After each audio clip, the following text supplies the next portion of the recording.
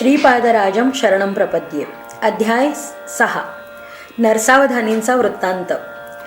दुसऱ्या दिवशी जप ध्यानादी आटोपल्यानंतर तिरुमलदास म्हणाले, हे बघ, श्रीपाद श्रीवल्लभ या चराचर सृष्टीचे मूळ आहेत. ते वटवृक्षासारखे आहेत आणि त्यांचे अंशावतार वृक्षाच्या विविध पारंब्यांसारखे आहेत. पारंब्याखाली जमिनीत रुजून स्वतंत्र वृक्षासारख्या भासत असल्या तरी त्या सर्व मुळांचा आणि पारंब्यांचा आधार तो वटवृक्षच असतो. देव दानवांसकट समस्त प्राण्यांचा आधार आणि आश्रयस्थान श्रीपादच आहेत. सर्व शक्ती त्यांच्यातूनच निर्माण होऊन त्यांच्यातच विलीन होतात. पर्वताच्या शिखरावर पोचलेल्या व्यक्तीला खाली असलेले सगळे रस्ते एकसारखेच वाटतात. त्याचप्रमाणे सर्व संप्रदाय दत्ततत्वातच समाविष्ट होतात. प्रत्येक व्यक्तीच्या भोवती तेजाचे एक वलय असते. मी पीठिकापूरला असताना तिथे एक योगी आले. एखाद्या विशिष्ट देवमूर्तीच्या वा व्यक्तीच्या भोवती कुठल्या प्रकारचे तेजोवलय आहे, त्या तेजोवलयाचा रंग कोणता आणि ते वलय किती काळपर्यंत टिकेल आणि त्याचा प्रभाव किती दूरपर्यंत राहील याबद्दल माहिती तो सांगत असे.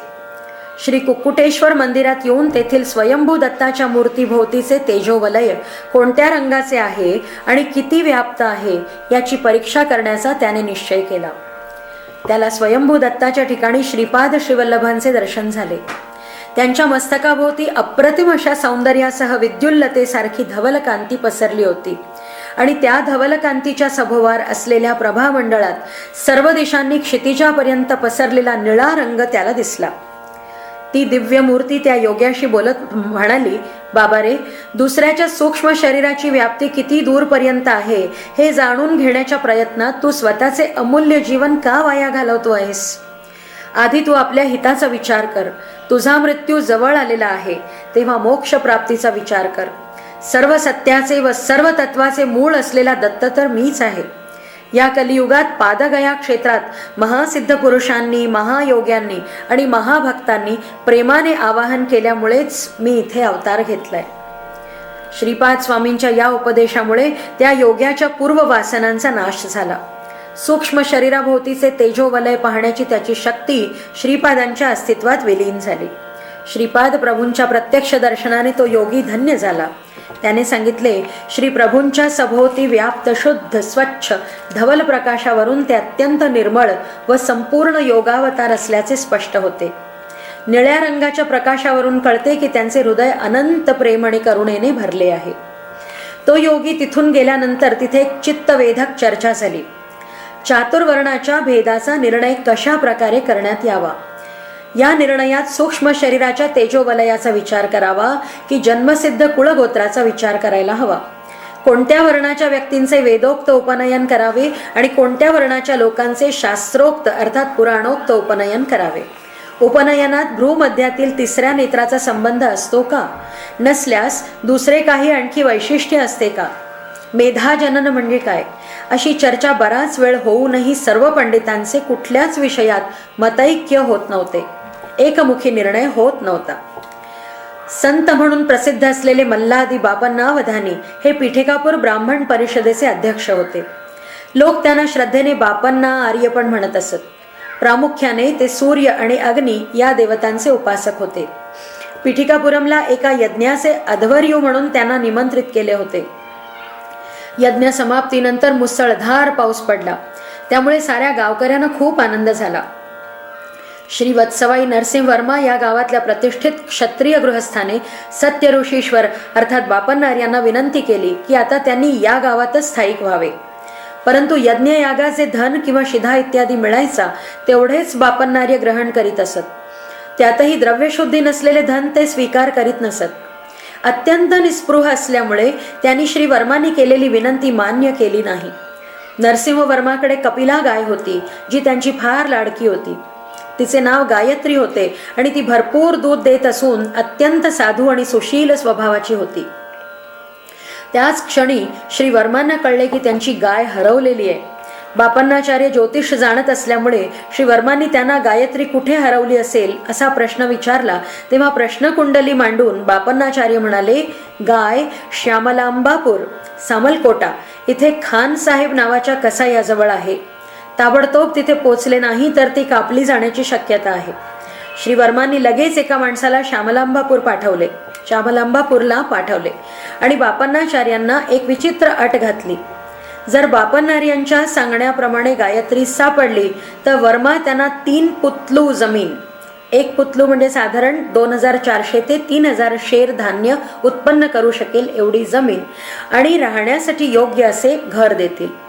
बापन्नार्यांनी ते घर आणि जमीन स्वीकारली नाही तर त्यांना गोहत्येचे पातक लागेल. बापन्नार्यांसमोर हा मोठाच पेच प्रसंग होता. त्यांनी ते दान नाकारले तर गोहत्येचे पातक लागणार. गोहत्येच्या पातकापेक्षा तर पंडित म्हणून दिलेला हा बहुमान स्वीकारणे अधिक चांगले असा विचार करून त्यांनी वर्मांची अट मान्य केली. गायत्री तर वाचली आणि पिठापूर वासियांचे भाग्य उजळले. श्री बापन्नावधानी 3 खंडी अन्नधान्य देणाऱ्या जमिनीचे मालक झाले. त्यांना राहण्यासाठी उत्तम अशा घराची व्यवस्थाही झाली. श्री बापन्नार्यांना व्यंकावधानी नावाचा मुलगा आणि सुमती नावाची मुलगी होती. सुमतीच्या जन्मपत्रिकेत सगळी शुभ लक्षणे होती. तिची चाल एखाद्या महाराणीला सुद्धा लाजवील अशी असल्यामुळे तिचे नामकरण सुमती महाराणी असे केले गेले. लवकरच श्री बापन्नार्यांची कीर्ती सर्व दूर पसरली. गोदावरी प्रदेशात आईनविल्ली नावाच्या गावातून घंडीकोटा आडनावाचा अप्पल लक्ष्मी नरसिंहराज शर्मा नावाचा एक ब्राह्मण मुलगा पीठिकापुरमला आला. त्याचे गोत्र भारद्वाज असून तो आपस्तंभ सूत्राच्या वेलन्नती वैदिक शाखेचा होता. त्याच्या घरी कालाग्निशमन दत्ताची एक मूर्ती होती. पूजेच्या वेळी ती दत्तमूर्ती अप्पलराज शर्मांशी स्पष्टपणे बोलत असे आणि त्यांना आदेश देत असे. अप्पलराज शर्मांचे आई वडील अप्पलराज लहान असतानाच वारले होते. एकदा पूजेच्या वेळी कालाग्निशमन दत्तमूर्तीने अप्पलराज शर्मांना पीठिकापूरला जाऊन हरितस गोत्रिक आपस्तंभ सूत्राच्या वेलन्नती वैदिक शाखेच्या श्री मल्लादी बापन्नावधानींकडे विद्याभ्यासासाठी जाण्याचा आदेश दिला. त्याप्रमाणे अप्पलराज शर्मा पीठिकापूरला पोचले. श्री बापन्नार्यांनी सुद्धा श्री दत्तांच्या आज्ञेप्रमाणे विद्यार्थी म्हणून आलेल्या अप्पलराज शर्मांना माधुकरी न मागू देता त्यांच्या खाण्यापिण्याची आणि राहण्याची व्यवस्था करून आपल्याच घरी ठेवून घेतले. श्री बापन्नार्य शनिप्रदोषाच्या काळात शिवाराधना करीत असत. घरच्या स्त्रिया पण त्या दिवशी शिवाचे व्रत आचरित. फार पूर्वी नंद यशोदेने देखील हे व्रत केल्यामुळेच त्यांना साक्षात श्रीकृष्णाच्या लालन पालनाचे भाग्य लाभले. बापन्नार्यांबरोबर श्री नरसिंहवर्मा, श्री व्यंकटप्पय्या श्रेष्ठी आणि अन्य काही प्रमुख वैश्य मंडळी या शिवाराधनेत भाग घेत असत. श्री कुक्कुटेश्वर स्वामींच्या मुखातून उच्चारली गेलेली वाणी सुमती आणि अप्पलराज विवाह. एकदा शनिप्रदोष समयी शिवाराधनेनंतर श्री कुक्कुटेश्वरचे शिवलिंग विद्युत कांतीने झळकू लागले आणि त्यातून धीर गंभीर वाणी ऐकू आली. बाबा बापन्नार्य, निस्संदेह तुझी मुलगी सुमती महाराणी हिचा विवाह अप्पलराज शर्मा याच्याबरोबर करून दे, कारण हा विवाह लोक कल्याणकारी ठरेल. हा दत्तप्रभूंचा निर्णय आहे. या महानिर्णयाचे उल्लंघन करण्याचा अधिकार या चराचर सृष्टीत कोणालाही नाही. ही देववाणी व्यंकटप्पय्या श्रेष्ठी, नरसिंहवर्मा आणि तेथे उपस्थित असलेल्या सर्वांनी ऐकली. ते सगळेच आश्चर्यचकित झाले. आईनविल्ली गावातल्या अप्पलराज शर्मांच्या नातेवाईकांना आणि बांधवांना ही बातमी कळवली गेली. अप्पलराज आणि सुमती महाराणीच्या विवाहाचा निर्णय झाला. अप्पलराज शर्मांना राहायला घरदार नव्हते. ही बाब काळजीची होती. श्री व्यंकटप्पा श्रेष्ठींनी सुचवले की त्यांची पुष्कळ घरे होती, त्यातले एक घर ते अप्पलराज शर्माला देतील. पण अप्पलराज शर्मा दान घेत नसत. त्यावर श्रेष्ठींनी तोडगा काढला. श्रेष्ठींनी राजशर्मांच्या बांधवांशी विचार विनिमय करून निश्चय केला की अप्पलराजच्या वडलोपार्जित घराचा जो भाग त्याच्या वाट्याला येणार होता त्याची किंमत साधारण 1 वरहा म्हणजे 4 रुपये एवढी होती. श्री श्रेष्ठींचे घर 12 वरहांचे होते. अप्पलराज शर्मा म्हणाले की बाकी उरलेले 11 वरहा देण्यासाठी त्यांच्याकडे काहीच नव्हते. श्रेष्ठींनी त्यावर सांगितले की अशा परिस्थितीत ते त्यांचे घर मात्र 1 वरहा एवढ्या किमतीलाच विकतील. दान स्वीकारू शकत नसल्यास 1 वरहा देऊन ते घर विकत घ्यावे. श्रेष्ठींचे सांगणे धर्मसंमत आहे असाच निर्णय सर्वांनी दिला. अशा प्रकारे सुमती महाराणी आणि अप्पल लक्ष्मी नरसिंहराज शर्मा यांचा विवाह मंगलवाद्यांच्या गजरात आणि महापंडितांच्या वेदघोषात मोठ्या थाटामाटाने पार पडला. श्रीपाद श्रीवल्लभांचा अवतार अज्ञानांधकार नाहीसा करण्यासाठी तसेच भक्तांच्या जीवनात ऐहिक आणि आध्यात्मिक प्रगतीत येणाऱ्या अडचणी दूर करण्यासाठीच झाला आहे. त्यासाठी श्रीपाद प्रभूंनी कालदेवता आणि कर्मदेवता यांना आदेश दिला. त्या आदेशानुसार अप्पलराज शर्मांकडे 2 मुलांचा जन्म झाला. अज्ञानांधकाराचे प्रतीक असलेला पहिला मुलगा आंधळा आणि भौतिक आणि अधिभौतिक क्षेत्रातील प्रगतीत आलेल्या अडचणींचे प्रतीक म्हणून दुसरा पुत्र लंगडा होऊन जन्माला आला. आपल्या दोन्ही मुलांच्या अपंगत्वामुळे सुमती आणि अप्पलराज शर्मा अत्यंत दुःखी होते. आईनविल्लीला एक प्रसिद्ध विघ्नेश्वराचे देऊळ आहे. श्री अप्पलराजांच्या दुःखाचे निरसन होण्याकरता त्यांचे बंधू त्या विघ्नेश्वराचा प्रसाद पिठिकापूरला घेऊन आले. सुमती आणि अप्पलराज शर्मांनी तो प्रसाद मोठ्या भक्तिभावाने ग्रहण केला. त्याच दिवशी रात्री सुमती महाराणीला स्वप्नात ऐरावताचे दर्शन झाले. त्यानंतरही त्यांना काही दिवस शंख, चक्र, गदा, पद्म, त्रिशूळ, विविध देवता, ऋषी, सिद्धपुरुष, योगी यांची स्वप्नात दर्शने होऊ लागली. आणखी काही काळ गेल्यानंतर तर त्यांना जागृतावस्थेतही दिव्य दर्शने होऊ लागली. डोळे मिटताच त्यांना चित्रपटातल्या दृश्यांसारखे अत्यंत दिव्य, तेजस्वी, तपोमग्न, समाधीस्थ योगी, मुनी आणि चित्र विचित्र अद्भुत रंगांचे दर्शन होत असे. देवतांचे जन्म नक्षत्र आणि सुमती महाराणीच्या प्रसव समयीच्या नक्षत्रांचा संबंध. सुमती महाराणीने आपल्या वडिलांना आपल्या दिव्य अनुभवांविषयी सविस्तर माहिती दिली. त्यावर ते म्हणाले की ही सर्व लक्षणे एखादा महापुरुष जन्माला येण्याची सूचना देत आहेत. सुमतीचे मामा श्रीधर पंडित म्हणाले, बेटा सुमती, रवीचे म्हणजे सूर्य जन्म नक्षत्र विशाखा आणि रामावतार यांचा परस्पर संबंध आहे. त्याचप्रमाणे चंद्राचे जन्म नक्षत्र कृत्तिका आणि श्री कृष्णावतार यांचाही संबंध आहे. पूर्वाषाढा या नक्षत्रावर जन्म झालेल्या अंगारकाचा, मंगळाचा श्री लक्ष्मी नरसिंह अवताराशी संबंध आहे. श्रवण नक्षत्रावर जन्मलेल्या बुधाचा बुद्धावताराशी संबंध आहे. गुरुचा जन्म पूर्वा फाल्गुनी नक्षत्रावर झाला, त्याचा विष्णू अवताराशी संबंध आहे. पुष्य नक्षत्रावर जन्मलेल्या शुक्राचा भार्गव रामाशी संबंध आहे. रेवती नक्षत्रावर जन्मलेल्या शनीचा संबंध कूर्मावताराशी आहे. भरणी नक्षत्रावर जन्मलेल्या राहूचा संबंध वराह अवताराशी आहे. आश्लेषा नक्षत्रात जन्मलेल्या केतूचा संबंध मत्स्यावताराशी आहे. तू प्रश्न केलेल्या समयाचा ईश्वरीय रहस्याशी संबंध आहे. म्हणून ही लक्षणे पाहून कोट्यावधी ग्रह, नक्षत्र आणि ब्रह्मांडांना स्थिती आणि गती देणाऱ्या दत्तप्रभूंचाच जन्म तुझ्या पोटी होईल असे मला वाटते आहे. दत्तप्रभू नित्य वैभव विभूती. सुमती महाराणीने अप्पलराज शर्मांना आपल्या या दिव्य अनुभवांविषयी सांगितल्यावर ते म्हणाले की ते पूजेच्या वेळेस कालाग्निशमन दत्तप्रभूंनाच या बाबतीत विचारतील. कालाग्निशमन दत्ताची पूजा करीत असताना दुसऱ्यांनी ती पाहणे निषिद्ध आहे. पूजेनंतर दत्तप्रभू मानव रूपात समोर बसून बोलतात आणि नंतर पुन्हा मूर्तीमध्ये विलीन होतात. असे रोजच होते. अप्पलराज शर्मा कधीच दत्तप्रभूंशी सामान्य विषय किंवा आपल्या स्वार्थासाठी काहीही विचारित नसत. त्या दिवशी पूजेच्या वेळी दत्त महाराज प्रसन्न होते. पूजा झाल्यानंतर दत्तप्रभू अप्पलराज शर्मांच्या समोर येऊन बसले. त्यांनी श्रीधरा ये अशी हाक मारली आणि दत्तमूर्तीतून एक रूप बाहेर येऊन ध्यानस्थ बसले. पुन्हा बोटांच्या खुणेने श्रीधरा जा म्हणताच ते रूप दत्तमूर्तीत विलीन झाले. अप्पलराज शर्मांना या गोष्टीचे खूप आश्चर्य वाटले. श्री दत्तप्रभू अप्पलराज शर्मांना म्हणाले, तू आता पाहिलेले हे रूप पुढील शतकात येणारा एक अंशावतार आहे. माझ्यात लीन झालेल्या जीवनमुक्तांना देखील मी बोलावताच यावे लागते आणि जा अशी आज्ञा केल्यास तत्क्षणी जावे लागते. त्यांना माझ्या आज्ञेचे पालन करावेच लागते. माझ्या लीला विभूती फक्त या भूमीपुरत्याच मर्यादित नाही, तर या संपूर्ण ब्रह्मांडाचे समस्त गोलार्ध माझ्या हातात खेळण्यातल्या चेंडूसारखे आहे. माझ्या एका लत्ता प्रहाराने कोणीही कोट्यावधी योजन दूर फेकला जाऊ शकतो. मी जीवन वर्णाच्या पलीकडे अतीत आहे असे म्हणत दत्तप्रभूंनी अप्पलराज शर्मांच्या भ्रूमध्यावर बोटाने स्पर्श केला. तत्काळ अप्पलराज शर्मांना पूर्वजन्माचे स्मरण झाले. त्यांनी एका युगात विष्णुदत्त नावाने जन्म घेतला होता आणि त्यांची पत्नी सुमती हिने सोमदेवम्मा या नावाने जन्म घेतला होता असे कळले. त्यांना संपूर्ण भूतकाळ आठवू लागला. श्री दत्त महाराज पुढे म्हणाले, त्या युगात मी तुला दत्तात्रेय रूपात दर्शन देऊन तुमची इच्छा व्यक्त करायला सांगितले होते, तेव्हा पितृश्राद्धाच्या दिवशी प्रसाद घ्यायला येण्याचे तू मला निमंत्रण दिले होतेस.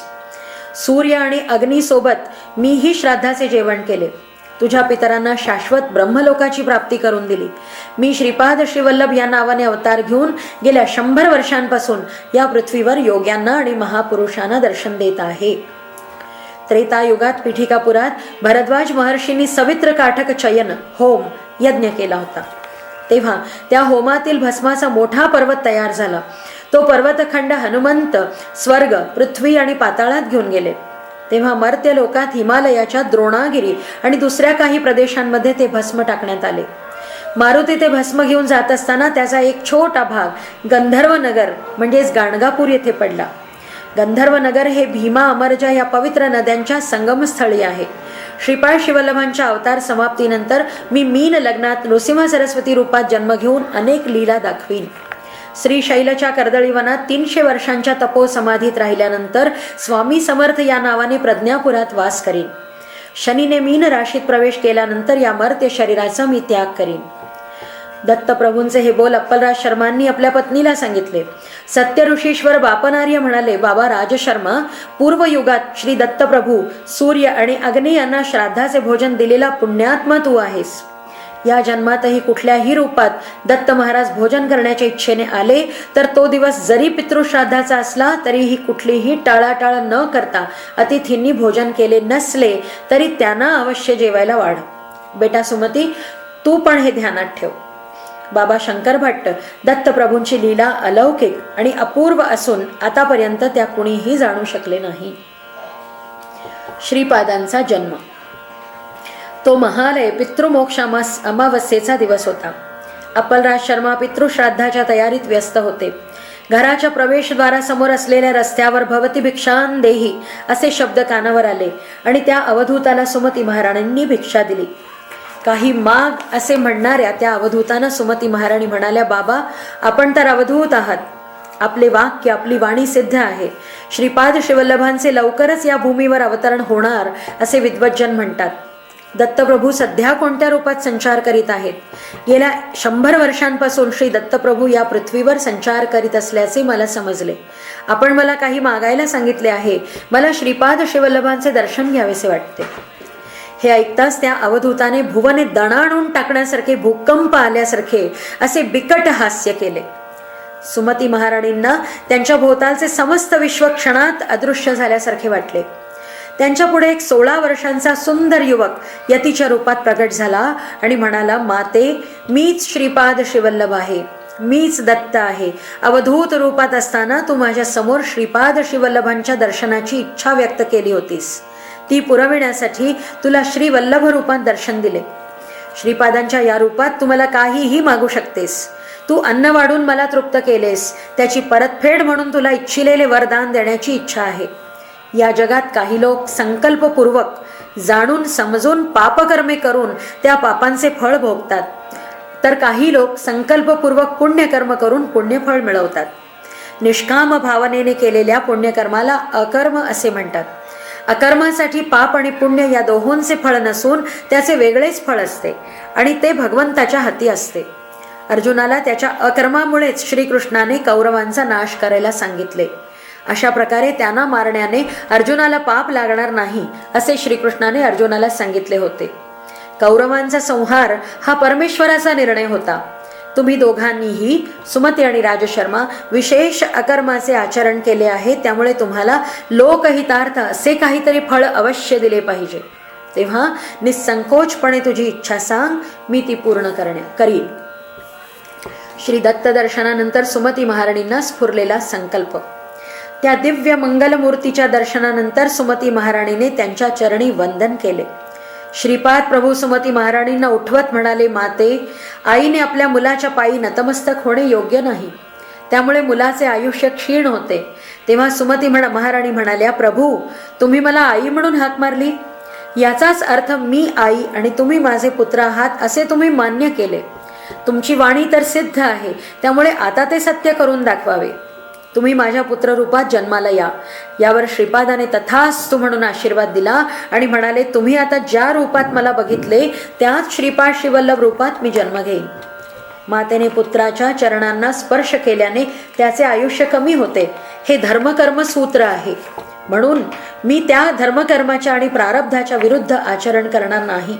मी पुत्ररूपात तुमच्या घरी 16 वर्षांपर्यंत राहीन. यावर सुमती महाराणी म्हणाल्या, असा कसा हा अविचार? केवळ 16 वर्षापर्यंतच? हे म्हणून माता सुमती विलाप करू लागल्या. तेव्हा प्रभू म्हणाले, माते, 16 वर्षापर्यंत तुम्ही म्हणाल तसा वागेन. प्राप्ते तू 16 वर्षे पुत्रम मित्रवद आचरेत असे शास्त्रवचन आहे. 16 वर्षानंतर पुत्राला मित्राप्रमाणे वागवावे, कुठल्याही प्रकारचे बंधन त्याच्यावर आणू नये. मला विवाह बंधनाचाही आग्रह करू नका. यती होऊन स्वेच्छेने विहार करण्याची मला आज्ञा दिली पाहिजे. माझ्या या विरुद्ध मला बंधनात ठेवल्यास मी घरी राहणार नाही असे म्हणून श्रीपाद प्रभू तत्काळ तिथून निघून गेले. काही वेळ सुमती महाराणी स्तब्ध झाल्या. त्यांनी घडलेला सारा प्रकार आपल्या पतीला सांगितला. तेव्हा अप्पलराज म्हणाले, सुमती, दुःखी होऊ नकोस. श्री दत्त महाराज अशा प्रकारे भिक्षा मागण्यासाठी आपल्या घरी येणार याची कल्पना आपल्याला तुझ्या वडिलांनी आधीच दिली होती. श्री दत्त तर करुणासागर आहेत. त्यांचा श्रीपादांच्या रूपात जन्म तर होऊ दे, त्यानंतर आपण इतर गोष्टींचा विचार करू. अप्पलराजांच्या घरी अवधूत आले आणि पितृदेवतांच्या दृष्टीने महत्वाच्या अशा महालय अमावस्येच्या दिवशी ब्राह्मण भोजनाच्या आधीच त्या अवधूतांना भिक्षा दिली. ही वार्ता गावात लगेच पसरली. त्यावर बरीच चर्चाही झाली. श्री बापन्नावधानी म्हणाले, सगळे म्हणतात की श्रीपाद शिवल्लभांचा जन्म होणार. सुमतीने त्या अवधूतांना साष्टांग नमस्कार केला, यात चुकीचे काही नाही. ते विहितच आहे, त्यात सुमतीचा काहीही दोष नाही. पुत्ररूपाने जन्माला आल्यानंतर त्या मुलाला साष्टांग वंदन केल्याने त्याचे आयुष्य क्षीण होते हे खरे, पण अवधूत वेशात त्यांना साष्टांग वंदन करणे ही चूक नाही. या प्रसंगानंतर पिठिकापुरातले सगळे ब्राह्मण त्यांचा हेवा करू लागले. नरसावधानी नावाच्या पंडिताच्या मनात तर ईर्ष्येचा भाव जास्तच जागृत झाला. पितृमोक्ष अमावस्येच्या दिवशी सगळेच लोक पितृकार्यात मग्न असल्यामुळे श्राद्धाच्या दिवशी अतिथी म्हणून ब्राह्मण मिळणे फारच कठीण होते.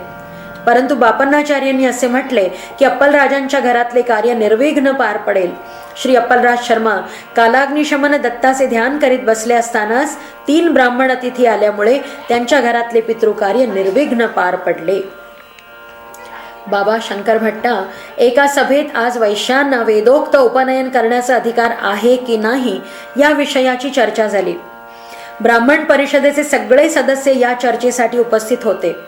बंगाल देशाच्या नवद्वीपातून आलेला आशुतोष नावाचा पंडितही पादगया क्षेत्रात आला होता. त्याच्याजवळ अत्यंत प्राचीन असे नाडी ग्रंथ होते. त्यालाही या परिषदेचे आमंत्रण होते.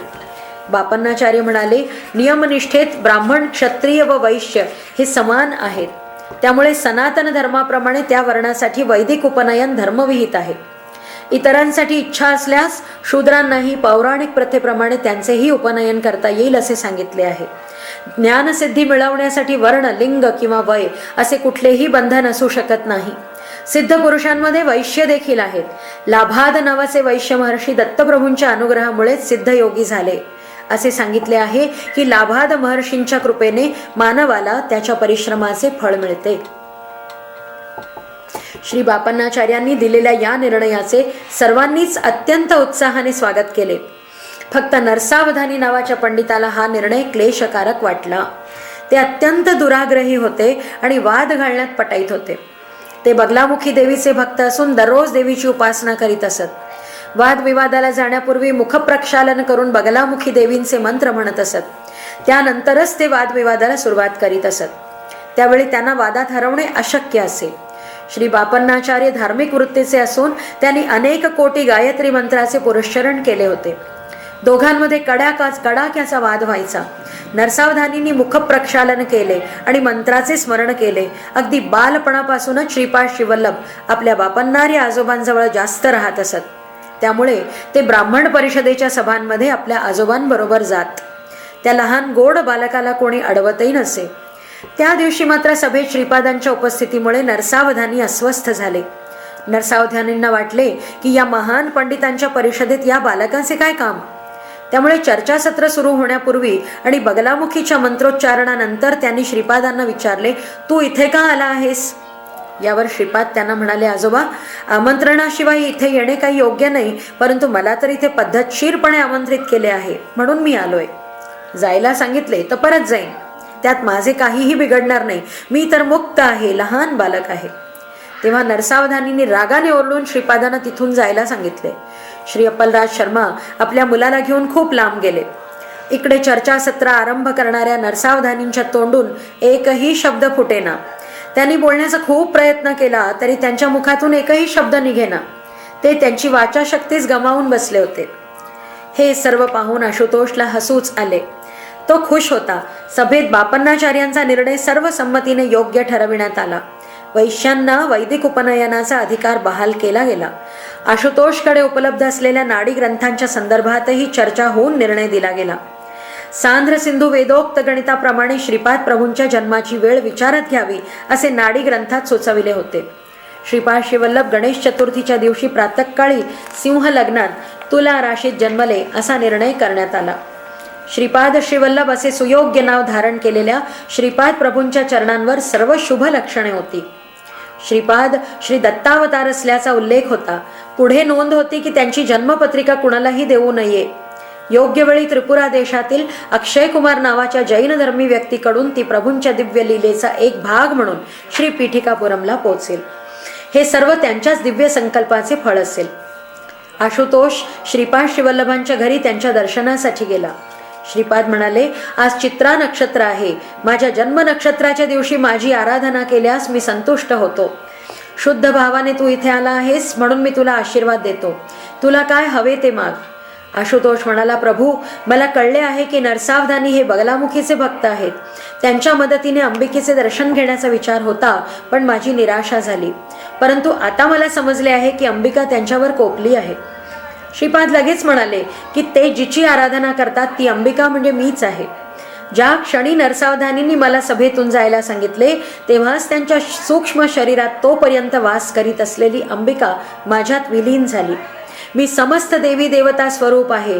त्या अंबिकेच्या दर्शनाचे भाग्य तुला मिळो असे म्हणत श्रीपाद प्रभू आशुतोषच्या समोर बगलामुखीच्या रूपात अवतीर्ण झाले. आशुतोषला श्रीपादांमध्ये बगलामुखी देवीचे दर्शन झाले. आशुतोष संतुष्ट होऊन पेतुशिलकोना पेचलकोन नेल्लोर इथल्या अरण्यातील कण्व महर्षींच्या तपोभूमीच्या जवळ पोहोचला. कण्व ऋषींच्या वाजसनेयी शाखेत त्यांचा जन्म होईल असे श्रीपाद प्रभू त्याला म्हणाले होते. निघताना श्रीपाद प्रभू त्याला म्हणाले की मी पुन्हा अवतार घेतल्यानंतर त्या अवतारात तुझ्यावर माझी कृपादृष्टी होईल आणि त्यावेळी तू माझा पट्ट शिष्य होऊन माझ्या लीला प्रत्यक्ष बघशील. त्यानंतर त्यांनी आशुतोषला तिथून जाण्याची अनुमती दिली. श्रीपादांच्या जन्माच्या वेळी दिसलेले अद्भुत दृश्य. तेव्हा मी म्हणालो, महाराज, श्रीपाद प्रभूंच्या लीलांविषयी विस्ताराने सांगून मला धन्य करा. ते म्हणाले, अरे शंकर भट, त्यानंतर नरसावधानी बापन्नार्यांवर रागावले आणि कसेही करून बापन्नार्यांना अपमानित करण्याचा निश्चय त्यांनी केला. नरसावधानींची बगलामुखीची साधना विफल होण्याचे एकमेव कारण बापन्नार्यच आहे असे त्यांना वाटले. नरसावधानींनी आता असा प्रचार करायला सुरुवात केली की बापन्नाचार्यांनी तांत्रिक प्रयोग करून त्यांची मंत्रशक्ती प्रभावहीन केली. श्रीपाद प्रभू दत्तावतार असल्याचे वृत्त ऐकून ते अस्वस्थ होत. नाडी ग्रंथ मुळातच अविश्वसनीय आहेत आणि बापन्नार्यांनी मत्स्याहारी बंगाली ब्राह्मणाला भोजन दिले हा अनाचार आहे असे नरसावधानी बोलू लागले. कोणीही मनुष्य पूर्ण ब्रह्माचा अवतार असणे शक्यच नाही. मग हा लहानसा मुलगा श्रीपाद सर्वांतर्यामी सर्वज्ञ सर्वशक्तिमान दत्तप्रभूंचा अवतार असणे कसे शक्य आहे असे ते म्हणत. श्रीपादांनी लहानपणी केलेला प्रणवोच्चार, पाळण्यात असताना संस्कृतात केलेली शास्त्रचर्चा, अल्पवयात असाधारण प्रज्ञेचे प्रदर्शन या श्रीपाद प्रभूंच्या लीला मानायला ते तयारच नव्हते. या सर्व घटनांबद्दल त्यांनी असा खूप प्रचार सुरू केला की कोणत्या तरी मृत विद्वान ब्राह्मणाचा आत्मा श्रीपादांच्या शरीराचा आश्रय घेऊन अनैसर्गिक रीतीने संवाद करतोय. श्री कुक्कुटेश्वर देवालयातले स्वयंभू दत्तच खरे दत्त आहेत आणि वर प्रदान करणारे तेच आहेत. या बालकाला दत्तस्वरूप मानणे चुकीचे आहे. श्रीपाद प्रभूंच्या जन्मानंतर सतत 18 दिवसांपर्यंत त्यांच्या झोपण्याच्या स्थानी 3 फण्यांचा एक नाग आपला फणा उभारून बाल श्रीपादांवर आपली छाया करीत असे. श्रीपाद श्रीवल्लभ मातेच्या गर्भातून ज्योती स्वरूपात अवतरले होते. त्यांचा जन्म होताच सुमती महाराणी बेशुद्ध झाल्या. प्रसूतिगृहातून मंगलवाद्यांचा ध्वनी ऐकू येऊ लागला. काही वेळाने आकाशवाणी झाली आणि सर्वांना तिथून बाहेर पडण्याचा आदेश झाला. श्रीपादांच्या सान्निध्यात 4 वेद, 18 पुराणे आणि महापुरुष ज्योती स्वरूपात प्रगट झाले. पवित्र वेद मंत्रांचा घोष बाहेर सर्वांना ऐकू येऊ लागला. काही वेळानंतर तिथे सर्वत्र शांतता पसरली. या साऱ्या अद्भुत घटना बापन्नार्यांसाठी देखील अगम्य आणि आश्चर्यात टाकणाऱ्या होत्या. श्रीपादांच्या बाललीला. श्रीपाद आता 1 वर्षांचे झाले.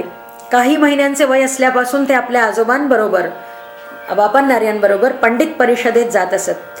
काही महिने वय असलेला हा बालक स्वतंत्रपणे चालत असे. पवित्र ग्रंथांवर प्रवचन आणि इतरही अनेक चमत्कार करीत असे. पिठिकापूरच्या लोकांना वाटायचे की कोणी मृत महापंडित त्या बालकाच्या शरीरात प्रविष्ट होऊन हे चाळे करीत असेल.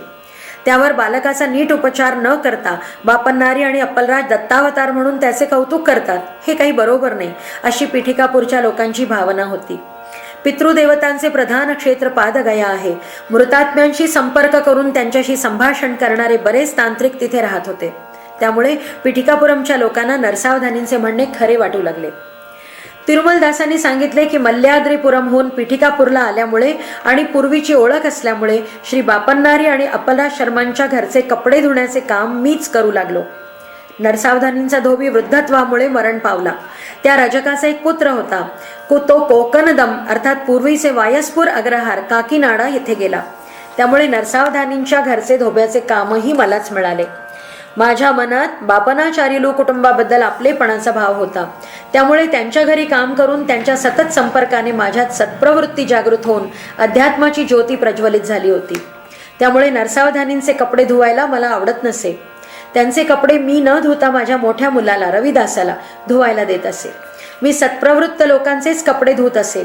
रस्त्यात ज्या दिवशी नरसावधानी दिसायचे त्या दिवशी मला मळमळायचे, उदरविकार होऊन माझे पोटच बिघडायचे आणि मला जेवताही येऊ नये एवढी दुःखद अवस्था होत असे. तिरुमलदासांवर श्रीपादांचा दिव्य अनुग्रह.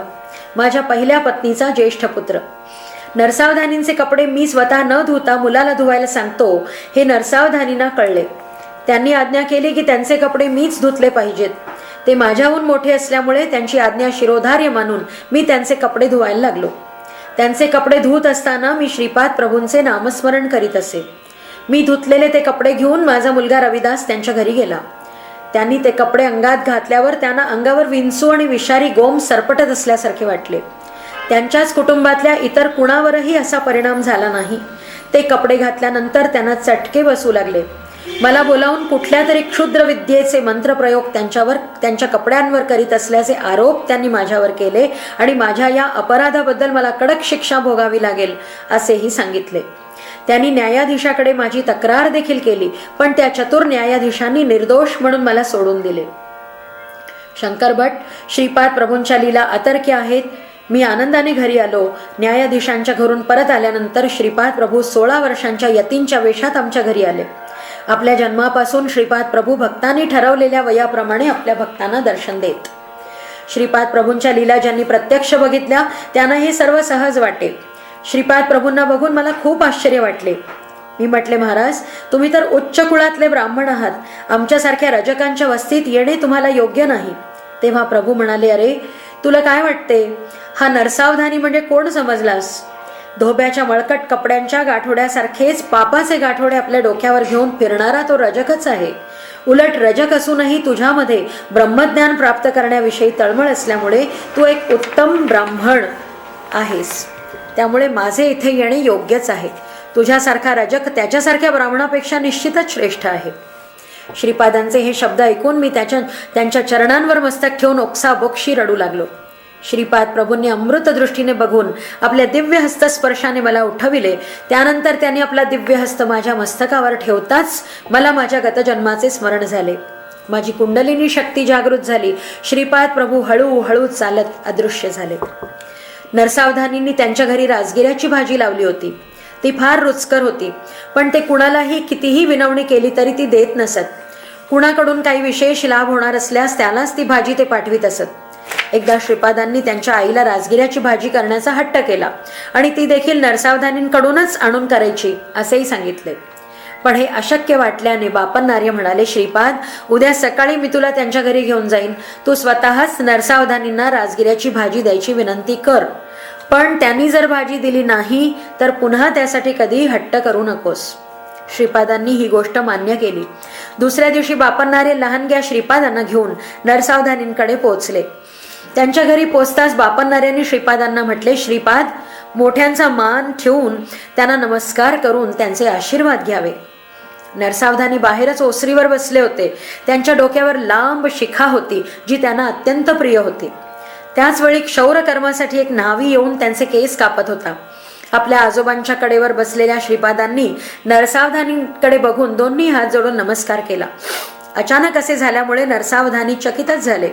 तेवढ्यात श्रीपादांची तीक्ष्ण दृष्टी नरसावधानींच्या शेंडीवर पडली आणि आपोआप ती त्यांची प्रिय शेंडी गळून खालीच पडली. हे पाहून ते भांबावले. त्यांना कळलेच नाही की शेंडी आपोआप कशी गळून पडली. तेव्हा श्रीपाद म्हणाले, आजोबा, नरसावधानी आजोबांची शेंडी तर आपोआप गळून पडली. त्यांना किती दुःख झाले असेल. अशा वेळी त्यांना प्रिय असलेली राजगिऱ्याची भाजी मागणे योग्य होणार नाही. त्यांचे दुःख वाढवायला नको ना. चला तर मग आपण आता घरीच जाऊया. राजगिऱ्याची भाजी त्यानंतर श्रीपादांनी कधीही मागितली नाही. श्रीपादांच्या नमस्कारामुळे हे सर्व घडले हे नरसावधानींना जाणवले. ते ध्यानात बसले असता त्यांच्या शरीरातून त्यांच्यासारखेच दिसणारे एक तेजोवलय बाहेर पडले. नरसावधानींनी त्या आकृतीला विचारले की तो कोण आहे आणि कुठे निघालाय. त्या तेजपुंज नरसावधानींसारख्या भासणाऱ्या आकृतीने उत्तर दिले, मी तुझ्यातील पुण्यरूप छाया शरीर आहे. तू आतापर्यंत कितीदा तरी वेदपठण केले आहेस, स्वयंभू दत्ताची आराधना केली आहेस, परंतु साक्षात दत्तात्रेय श्रीपाद शिवल्लभ रूपाने अवतरले असता त्यांचा मात्र तू अपमान केलास. तुझ्या शेंडीवर किंवा राजगिऱ्याच्या भाजीवर तुझे जेवढे प्रेम आहे त्याच्या लक्षांश प्रेम जरी श्रीपादांसाठी तुझ्या मनात असते ना, तर तुझा जन्म सार्थकी लागला असता. खरं तर मोहाचा क्षय म्हणजेच मोक्ष, परंतु स्वतःला या मोहपाशाने बांधून तू मोक्ष प्राप्तीची संधी दवडलीस. तू थोड्याच दिवसात दरिद्री होशील. त्याचेच निवारण करण्यासाठी श्रीपादांनी तुला शाकदान मागितले होते. तू त्यांना भाजी दिली असतीस तर तू दरिद्री झाला नसतास, नव्हे तुला उत्तम ऐश्वर्य प्राप्त झाले असते.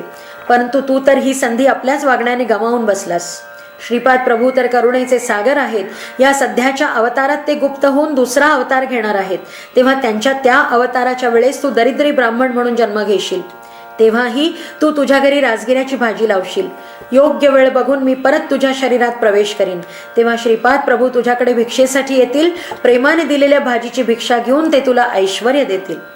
पण आता तर मी तुझ्या शरीरातून निघून जात आहे.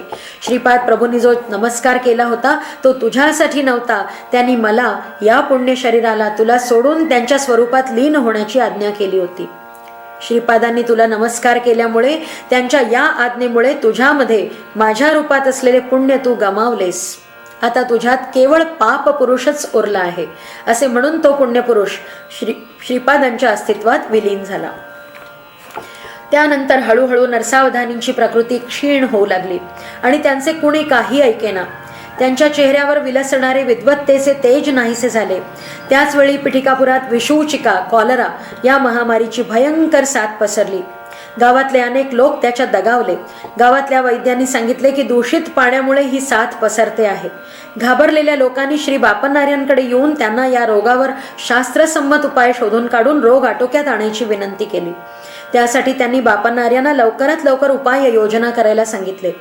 श्री बापन्नार्यांनी आपल्या अंतर्दृष्टीने जाणले की महामारीचे कारण जलदोष नसून वायुमंडळाचे प्रदूषण हे आहे.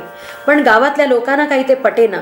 त्यांनी उपाय म्हणून ग्रामदेवतेला पशुबळी देऊन तांत्रिकांकडून विविध पूजा करून घेतल्या. पशूंचा बळी देण्याच्या प्रक्रियेत त्यांच्यातील प्राणशक्ती बळजबरीने बाहेर काढली जाते आणि मंत्रशक्तीने त्या प्राणशक्तीला वश केले जाते. प्राणशक्तीच्या वृद्धीसाठी योग मार्गात अनेक क्रिया आणि सात्विक आराधना पद्धती आहेत. सात्विक पद्धतीने ग्रामदेवतेला प्रसन्न करणे अधिक चांगले, असे बापन्नाचार्यांचे मत होते. त्यांनी गावकऱ्यांना तसे सांगितलेही, पण ते अंधश्रद्धाळू असल्यामुळे पशुबळी थांबवणे त्यांना पटले नाही. गावातील काही श्रद्धाळू लोकांनी श्रीपाद प्रभूंशी या विषयावर चर्चा केली. त्यावर प्रभूंनी सांगितले की त्यांनी ग्रामदेवतेला पशुबळी न मागण्याची आज्ञा केली आहे. ग्रामदेवता समुद्र स्नानासाठी गेली आहे. बळी न देता फक्त दुधाची खीर अर्पण केल्याने देखील ग्रामदेवतेचे उग्र रूप शांत होईल. ही गोष्ट गावात सगळ्यांना कळावी यासाठी चर्मवाद्याच्या तालावर दवंडी पिटायला सांगितले. हे काम कोण करील हे विचारता श्रीपाद प्रभूंनी व्यंकय्याचे नाव घेतले, जो या रोगामुळे मरणासन्न अवस्थेत होता. व्यंकय्याला माझा हा निरोप द्या, असेही प्रभू म्हणाले. श्रीपाद प्रभूंचे निष्ठावंत भक्त व्यंकय्याकडे गेले. प्रभूंची ही आज्ञा ऐकताच तो क्षणभर बेशुद्ध झाला आणि एका घटिकेनंतर शुद्धीवर येताच पूर्णपणे बरा झाला. त्याचा रोग नाहीसा झाला होता. थोड्या वेळात ही बातमी गावभर पसरून चर्चेचा विषय झाली. व्यंकय्याने पूर्ण गावात फिरून दवंडी पिटली. बापन्नार्यांनी आपल्या एका सेवकाला पाण्याने भरलेले एक मोठे भांडे आणायला सांगितले आणि विषजंतूंचा नाश करण्यासाठी त्यांनी काही मंत्रांचा उच्चार केला. वायुमंडळातून विषजंतू फडफडत येऊन पटापट पाण्यात पडू लागले. अशा प्रकारे वायुमंडळ शुद्ध होऊन लोक महामारीच्या तडाख्यातून वाचले. श्रीपादांच्या वाढदिवशी म्हणजेच गणेश चतुर्थीच्या दिवशी अप्पलराज शर्मा आपल्या पत्नीसह श्रीपादांना घेऊन बापन्नार्यांकडे आले. जेव्हा जेव्हा बापन्नार्यांनी श्रीपादांच्या तळपायांवर अंकित शुभचिन्हे बघण्याचा प्रयत्न केला तेव्हा तेव्हा त्यांना त्यांच्या चरणात कोट्यावधी सूर्यांचे तेज दिसत असे आणि त्या तीव्र प्रकाशात त्यांना श्री महाविष्णूंची चिन्हे स्पष्ट दिसत नसत. या गोष्टीचे त्यांना नेहमीच आश्चर्य वाटे. परंतु त्या दिवशी उषक्काळी साळीच्या कोंड्यात त्यांना दिव्य पदचिन्हे दिसली. त्यांनी आपल्या मुलीला विचारले, बेटा आता इथे या कोंड्यावरून चालून कोण गेले? सुमतीने उत्तर दिले, दुसरे कोण असू शकते बाबा, तुमचा लाडका नातूच गेला इथून. ती पदचिन्हे 16 वर्षाच्या युवकाची वाटत होती. आजोबांनी नातवाला कडेवर घेतले आणि त्याचे श्रीचरण लक्ष देऊन निरखू लागले. आता यावेळेस त्यांना तीव्र प्रकाश न दिसता दत्तावताराची सूचक चिन्हे त्यांच्या लाडक्या नातवाच्या चरणांवर दिसली. त्यांनी त्या दिव्य चरणांचे वात्सल्याने चुंबन घेतले. हा दिव्य बालक श्री दत्तात्रेयांचा अवतार असल्याची त्यांना खात्री पटली. त्याचवेळी त्यांच्या मुखातून सहजपणे श्री दत्तात्रेयांच्या स्तुतीपर काही शब्द बाहेर पडले. त्या शब्दात व्याकरण दोष किंवा छंद दोष नव्हता. त्या दिव्य चरणांच्या दर्शनाने बापन्नार्यांच्या शरीरात अष्टसात्विक भाव जागृत झाले. त्यांच्या नेत्रातून आनंदाश्रू वाहू लागले. श्रीपाद प्रभूंनी आपल्या प्रिय आजोबांच्या डोळ्यातून वाहणारे मोत्यांसारखे अश्रू पुसले आणि ते म्हणाले, आजोबा तुम्ही श्रीशैल क्षेत्रामध्ये मल्लिकार्जुन शिवलिंगात सूर्यमंडळातील शक्तीचा शक्तिपात केलात. त्याचवेळी ती शक्ती गोकर्णातील महाबळेश्वरात आणि पादगया क्षेत्रातील स्वयंभू दत्तात्रेयांच्या अस्तित्वातही आकर्षिली गेली. गोकर्ण महाबळेश्वर क्षेत्रास अधिक शक्तिवंत करण्याचा माझा संकल्प होता. तिथल्या जीवांची अनिष्ट स्पंदने परमेश्वराच्या आत्मलिंगात विलीन करून माझ्या आश्रित भक्तांपर्यंत शुभ स्पंदने पोचविणे हा माझा संकल्प आहे. तसेच केवळ दर्शनानेच मुक्ती देणारे श्रीशैल येथील श्री मल्लिकार्जुन लिंग ही अधिक शक्ती संपन्न करण्याचा माझा संकल्प आहे. तुम्ही तर सत्य ऋषीश्वर आहात. माझ्या मातेने मला नमस्कार केल्याने मी अल्पायुषी होणार नाही हे सत्य विधान मी केले आहे. आता आमच्या दोषांचेही म्हणणे खोटे होऊ आम्हा दोघांचेही म्हणणे खोटे होऊ नये म्हणून मी 16 वर्षापर्यंतच तुमच्या घरी राहायचे ठरवले. नंतर प्रापंचिक बंधनातून मुक्त होऊ इच्छिणाऱ्या मुमुक्षुजनांना मी अनुग्रहित करीन. मी चिरंजीव व्हावे हा तुमचा संकल्प आहे, त्याची पूर्तता देखील मीच करीन. श्रीपाद शिवल्लभांचे हे भव्य दिव्य स्वरूप गुप्त करीन. श्री नृसिंह सरस्वतींचा अवतार घेतल्यावरही श्रीपाद शिवल्लभ हे रूप नित्य सत्यरूपच राहील. श्री नृसिंह सरस्वती म्हणून अवतरल्यानंतर कर्दळी वनात 300 वर्षे तप करून मी प्रज्ञापूर अक्कलकोट इथे स्वामी समर्थांच्या रूपात प्रगट होईन. तिथल्या वटवृक्षात आपल्या प्राणशक्तीचा लय करून श्रीशैलच्या मल्लिकार्जुन शिवलिंगात विलीन होणार. बापन्नार्यांना हे सगळे फारच अद्भुत आणि आश्चर्यकारक वाटले. श्रीपादांचा पहिला वाढदिवस आजोबांकडे मोठ्या थाटामाटात झाला. पिठिकापुरात त्या दिवशी एक आणखी विचित्र घटना घडली. नरसावधानी, देवळातले पुजारी आणि इतर काही लोक पहाटे कुक्कुटेश्वराच्या देवळात दर्शनासाठी गेले असता तिथे त्यांना स्वयंभू दत्तमूर्ती दिसलीच नाही. देवळातील दत्तमूर्ती नाहीशी झाल्याची वार्ता गावात वाऱ्यासारखी पसरली. नरसावधानींचा द्वेष करणारा एक तांत्रिक रागारागात गावभर प्रचार करू लागला की नरसावधानी क्षुद्र विद्येची उपासना करतात आणि त्यांनीच देवळातली दत्तमूर्ती अदृश्य केली आहे. पिठापूरच्या ब्राह्मणांनी नरसावधानींच्या घराची कसून झडती घेण्याचा निश्चय केला. या ब्राह्मणांनी बापन्नार्यांनाही या घटनेबद्दल सांगितले आणि त्यांच्याशी विचार विनिमय केला. बापन्नार्यांनी त्यावर त्या सर्वांना समजावले, थोडे धीराने घ्या, योग्य वेळी खरे काय ते आपोआपच कळेल. सध्या काही न बोलणे अधिक चांगले. तिकडे लोकांनी नरसावधानींच्या घराची झडती घेतली आणि शंकास्पद अशा ठिकाणी त्यांचे घर खोदू लागले. तेव्हा त्यांना मनुष्याची कवटी आणि क्षुद्र विद्येसाठी वापरल्या जाणाऱ्या काही वस्तू सापडल्या. दत्तमूर्ती मात्र त्यांच्या घरात सापडली नाही. नरसावधानी तसे निष्पाप असले तरी त्यांच्यावर क्षुद्र विद्येचे उपासक असल्याचा कलंक तर लागलाच. नरसावधानींची प्रकृती आता दिवसेंदिवस बिघडू लागली. त्यांच्याकडे एक वांज गाय होती. तिला नरसावधानी बैलासारखे शेतीवाडीच्या कामासाठी वापरत. वेळेवर तिला चारा पाणी सुद्धा देत नसत. एक दिवस नरसावधानींचा द्वेष करणाऱ्या त्या तांत्रिकाने त्या गायीच्या शरीरामध्ये क्षुद्र शक्तीचे आवाहन केले. त्याबरोबर त्या गायीने झटक्यासरशी खुंटीचे बंधन तोडून ती घरात येऊन शिंग रोखून घरातील लोकांवर तुटून पडली आणि नरसावधानींनी अतिशय प्रेमाने लावलेली बागच तिने उद्ध्वस्त करून टाकली. ती कुणालाही आवरत नसून जवळ जाऊन तिला दोरीने बांधणे कुणालाही शक्य नव्हते. त्याच दिवशी नरसावधानींचे घरी त्यांच्या आईचे श्राद्ध होते. त्यासाठी भरपूर प्रमाणात वडे इत्यादी श्राद्धाला लागणारे पदार्थ केले होते. ब्राह्मणांची जेवणे झाली होती. घरच्यांची जेवणे तेवढी व्हायची होती. त्या गायीने घरात जाऊन शिरून वडे इत्यादी खाऊन टाकले. नरसावधानींच्या घरी नेण्यासाठी बालक श्रीपाद आपल्या वडिलांपाशी हट्ट करू लागले. अप्पलराज शर्मा श्रीपादांना घेऊन नरसावधानींच्या घरापुढे उभे राहिले. तेवढ्यात ती गाय घरातून बाहेर आली. श्रीपादांनी आपल्या वडिलांना कडेवरून खाली उतरवायला सांगितले. अंगणात उभ्या असलेल्या बाल श्रीपाद प्रभूंना प्रदक्षिणा घालून त्यांच्या चरणी नतमस्तक होताच त्या गायीचे प्राण पंचतत्वात विलीन झाले. या प्रसंगानंतर तर गावातील लोक वाटेल ते बोलू लागले. कोणी म्हणाले, श्राद्धासाठी केलेल्या वड्यांमध्ये विष असेल, जे खाऊन गाय मेली. सुदैवाने इतर लोक वाचले. कोणी म्हणाले, आता तर नरसावधानींच्या कपाळी गोहत्येचे पातकही लिहिले जाईल आणि त्यांना निश्चितच त्याचा त्रास होईल. हे सर्व ऐकून नरसावधानी त्रस्त झाले होते. त्या गायीने मरणापूर्वी श्रीपादांना 3 प्रदक्षिणा घातल्यामुळे काही लोकांना असेही वाटले की श्रीपाद प्रभू नक्कीच दैवी अवतार आहेत. अप्पलराज शर्मा स्वतः आयुर्वेद जाणत असल्यामुळे नरसावधानींच्या विनंतीनुसार त्यांच्यावर उपचार करीत असता औषध द्यायला अप्पलराज शर्मांबरोबर श्रीपाद पण नरसावधानींच्या घरी जात.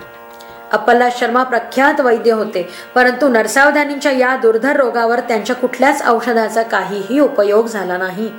त्यांची प्रकृती खालावत जाऊन शेवटी एके दिवशी त्यांना मृत्यू आला. आता तर पिठापूरला अनेक वदंता पसरल्या.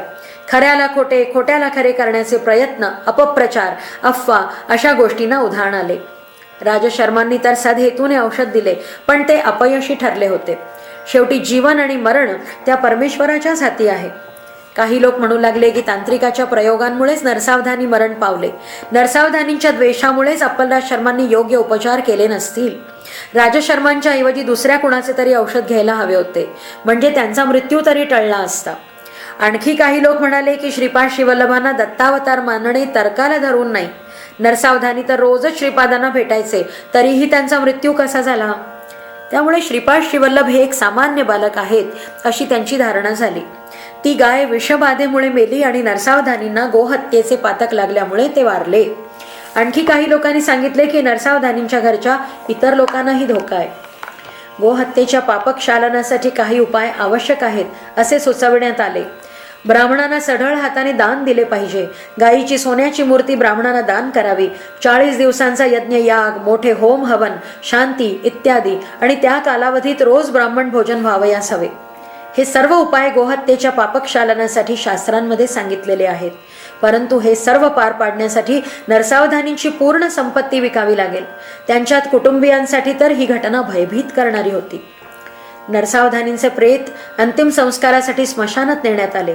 अप्पलराज शर्मा, श्रीपाद श्रीवल्लभ आणि बापन्नार यांनी त्यांच्या कुटुंबियांचे सांत्वन केले. तेव्हा नरसावधानींची पत्नी श्रीपादांचा हात धरून म्हणाली, बेटा श्रीपाद, चिमूटभर हळदी कुंकवासाठी कितीतरी दूर दूर मी लोकांच्या घरी हळदी कुंकू सोहळ्यासाठी जात असे. जर तू साक्षात दत्तप्रभूंचा अवतार आहेस तर तुला तुझ्या नरसन्ना आजोबांना जिवंत करणे शक्य नाही का? असे म्हणून ती रडू लागली.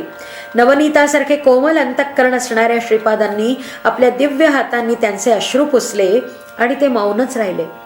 अप्पलराज शर्मा, श्रीपाद श्रीवल्लभ आणि बापन्नार्य या अंतिम यात्रेत सहभागी झाले. नरसावधानींच्या मोठ्या मुलाने पित्याच्या चितेला अग्नी देण्यासाठी हातात अग्नी घेतला. तेवढ्यात श्रीपाद प्रभूंच्या डोळ्यातून 2 अश्रू ओघळून जमिनीवर पडले. घनगंभीर स्वरात श्रीपाद प्रभू म्हणाले, आहा, मृत पित्याच्या शरीराला अग्नी देणारी मुलं तर पाहिली, पण जिवंत बापाला अग्नी देणारा मुलगा अजून बघितला नव्हता. हे ऐकताच स्मशानात एकत्र झालेले सगळेच दिंगमूढ होऊन श्रीपादांकडे बघू लागले.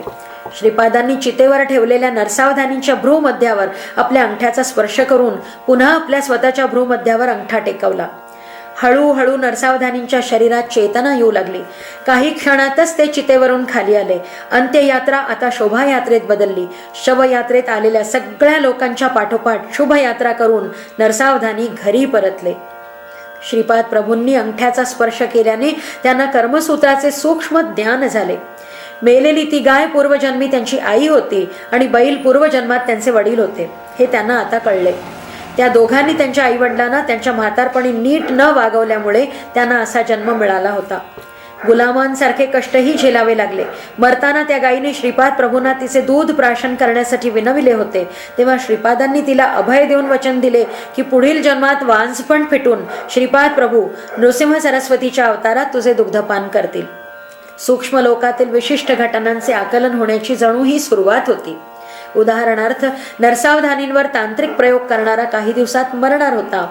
पुढच्या जन्मी तो ब्रह्मराक्षस होणार होता, परंतु श्रीपाद प्रभू त्याच्यावर यतीच्या रूपात अनुग्रह करतील अशा प्रकारचे सूक्ष्म लोकातील विषयही नरसावधानींना प्रभूंच्या कृपेने कळू लागले. एवढेच नव्हे तर त्यांना त्यांच्या पुढच्या जन्माचे ज्ञान झाले की ते पुढच्या जन्मी दरिद्री ब्राह्मणाच्या रूपात जन्म घेतील. तेव्हा श्रीपाद प्रभू यती वेशात येऊन त्यांच्यावर उदंड धनसंपदेचा वर्षाव करतील. राजगिऱ्याच्या भाजीची भिक्षा स्वीकारून तेथील राजगिऱ्याची झाडे आपल्या हाताने नष्ट करून झाडांची मुळं उपटून जमिनीतून स्वर्णमुद्रांनी भरलेले हांडे त्यांना देतील. नरसावधानींनी आपले हे भविष्य स्पष्ट बघितले. श्रीपादांच्या लीला अभूतपूर्व अतुलनीय आहेत. त्यांचे मुख अत्यंत मोहक, सुंदर, दैदिप्यमान होते. त्या सौंदर्याची तुलना होऊ शकत नाही. नरसावधानी व त्यांच्या पत्नीला केलेला उपदेश, नंतर जो अनुग्रह केला इत्यादी विषयांबद्दल माहिती मी उद्या देईन. आता आपण श्रीपादांचे नामस्मरण करीत भजनानंदात लीन होऊया. जिथे त्यांचे नामसंकीर्तन होते, त्यांच्या दिव्य नामाचे स्मरण होते, तिथे प्रभू अवश्य येऊन सूक्ष्म रूपात संचार करीत असतात. हे अक्षर सत्य आहे. तिरुमलदासांसारख्या सद्भक्ताचा सत्संग लाभल्यामुळे आम्हाला अत्यंत आनंद झाला. श्रीपाद श्रीवल्लभांचा जय जयकार असो. अध्याय 6 समाप्त.